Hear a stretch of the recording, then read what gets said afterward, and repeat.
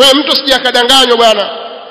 Sisi tufahamu kwamba kuna watu mambo haya yakishakaribia si kwa mafujo, mambo ya maana ni mambo ya demokrasia zimekuja, na mambo haya tumeona katika nchi nyingi yamekwenda yamevuruga wakati.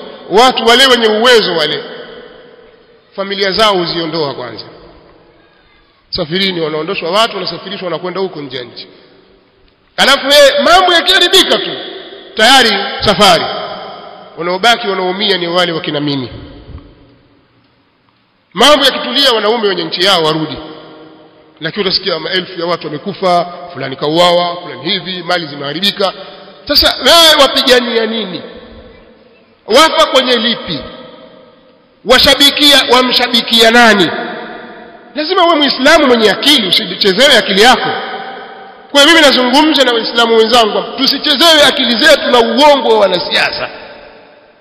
Tukitaka mabadiliko tubadilike katika nafsi zetu. Allah tabaraka wa taala tutengenezea maisha yetu, Allah atatuhifadhi, Allah atatulinda, na yeyote mwenye kupanga njama zake ovu dhidi yetu, basi maadamu tumesimama kwa upande wa Allah hatatuweza. Lakini tukimwacha Allah tukawategemea wao, hapo ndipo tutakapokuwa tumeumia. Kwa hiyo maandamano, migomo, vita, vyote hivi si ufumbuzi wa matatizo.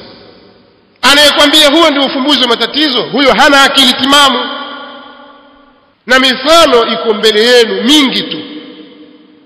Kwa nazungumza haya kwa kuwahurumia ndugu zangu Waislamu ambao siku zote akili zao wao huchezewa, wakaingizwa mahali ambapo hawatafakari mwisho wao wala hawaangalii dini yao inawaelekeza vipi. Ittaqullaha ya ibadallah, mugopeni Allah.